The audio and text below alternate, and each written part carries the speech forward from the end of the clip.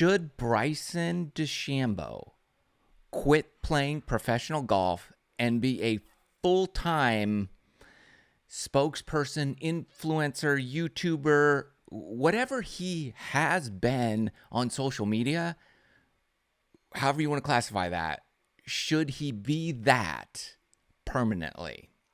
Now, I've been thinking about this for a while now. Ever since he kind of launched onto the scene in the world of YouTube golf, social media, he has skyrocketed to success in that space beyond anything we've seen in the golf world, beyond Good, beyond Grant Horvat, beyond, that's Rick Shields, anything. He's dramatically surpassed everybody and has become the number one golf content creator. I don't want to say influencer, but content creator. So if you don't know, to summarize what's happened over the past 12 days is Bryson has been doing these little shots of hitting a ping pong ball, like an orange ping pong ball, in his house, up onto his staircase into a little zone for Underdog. And if you're in the zone, you win $100. And if he lands it in the little shot glass, then the following day they give away a $325,000 Bentley on Bryson's Instagram Live. Okay, brilliant move by Underdog to do this.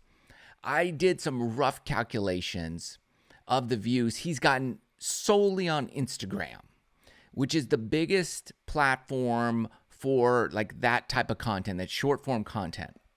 So at the time I calculated this, he's had 46-ish million views on his daily challenge of trying to get that little ping pong ball into that little glass. It's 46 million views.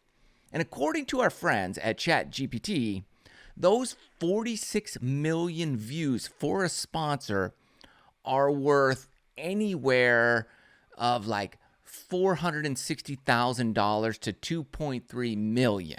That's what those views would be worth to a brand. So they're giving away a $325,000 Bentley. Okay, so they're out $325K, but they get a minimum of $460,000 worth of views, of eyeballs. Okay, so how much did they pay Bryson? That's going to be the next question. Well, what did he get for it? I don't know. How much would you do it for if you're Bryson DeChambeau? Let's say he's going to do a commercial for a brand. What are they going to pay him?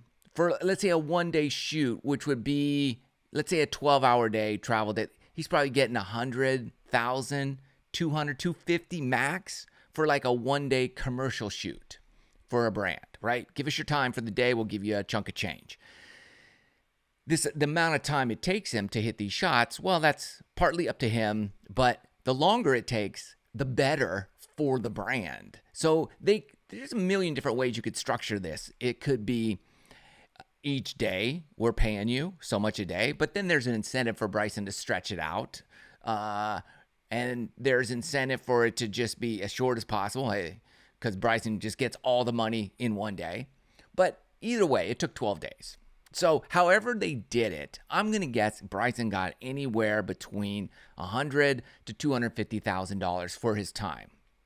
Okay, so let's say you got a $325,000 Bentley plus $250,000. You're in for $600,000-ish. Let's say, however you want to package it. Let's just say Underdog's in it for $600K, and those views are worth anywhere from $460,000 to $2.3 million. Let's just say they're worth $1 million. They're going to profit on this deal regardless. Let's just say it's $1 million that it's worth. They profited $400,000 when it's all said and done. However, I was sucked in. I logged in. I was trying to win it, and I signed up for the Bentley. What do you have to do? You have to give your email address and your name and your phone number. So now Underdog has my email. Emails are still the most valuable form of currency in social media. That's how people market you. That's what they do. Speaking of that, my newsletter, link in the video description below, we email you cool deals, products, things like that you can get discounts on. So be sure to sign up for that too, because that's how we communicate directly with you and give you cool deals that we get. And then in return of that, at some point you may or may not purchase something where we get a commission on it. So Underdog would hope that the more they market you, they have your email, you're going to get tons of emails from them. You're eventually, statistically speaking, going to be worth a dollar value. So that's what is so valuable to the sponsor. You all know this. All this being said, if Bryson left playing golf professionally and did this type of content full time, I think in the long run, he would accomplish what he said he's trying to do, which is grow the game of golf, reach kids. This reaches kids, 46 million of them, plus me. And it does grow the game because then people are interested in golf. And then he does his YouTube golfing, break 50, plays with a bunch of different people, does all these different challenges on the golf course, inspiring, encouraging others to play the game. Some will take it to the ultimate highest level of playing professionally on tours. Many will just enjoy the game of golf. Regardless, that in and of itself grows the game more, in my opinion, than anything else currently. He seems to be the guy to grow the game bigger, faster than anybody else out there, more so than actually playing, although his playing got him here. And it's funny how when you start down a road of your dream, it may take you somewhere else that you never even knew was your ultimate gift and your passion and the thing that you were built to do. So, although you have this dream of, I want to be the best player in the world, I want to play on the tours, I want to win major championships, which he's done, there might be a diversion there, a little, hey, I never knew this even existed. This didn't exist until now, and I'm really good at that. That's my true calling over here. And then you take the detour and you go that direction. I think he is so good at doing that, so much more. He's gotten more views just on this 12-day challenge than every live event ever put together. Now, those are long-form broadcasts. Okay. These are short-form content. It's not really apples to apples, but it's more eyeballs over here than over here has ever gotten. So I'm not a live hater. I like live.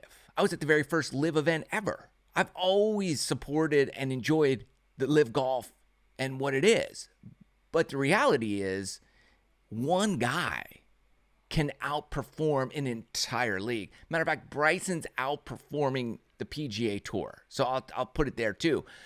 Not as huge of a discrepancy between the two. However, this one guy is doing something that nobody else can do. He's literally like the Mr. Beast of golf. He's this guy who can do these challenges, do these YouTube videos, and bring in massive amounts of views, more than anybody else. And then when he does these challenges for brands, which, let's face it, brands are what drive professional golf.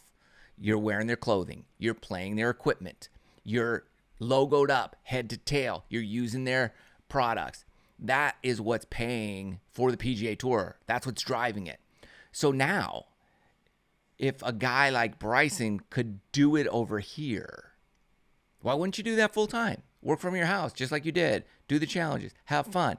Grow the game. Get more eyeballs on golf, on you, on your brand than anywhere else possible. Sure, there's a huge pot of gold at the end of the live rainbow, but you've already grabbed on that and you're set.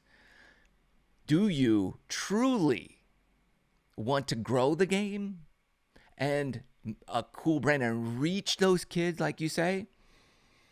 I think if that is true, this is the way to do it. This could be your ultimate calling. I want to know what you guys think. I think it's so interesting and fun to watch him do what he does on YouTube and Instagram and social media, more so than watching him play, unless it's like a US Open or major championship or Ryder Cup. We want to see him there. Can he do just those two things? Majors, Ryder Cups, and all the rest of social media. He's already exempt in the majors for a long time, and he keeps playing well. I think there you go. I just think the live events could pull him away too much from the social media side. I guess he's been doing a pretty good job so far, but I want to know what you think. Is this his true calling, or should he keep doing what he's doing? Let me know. Thanks for listening. See you next time.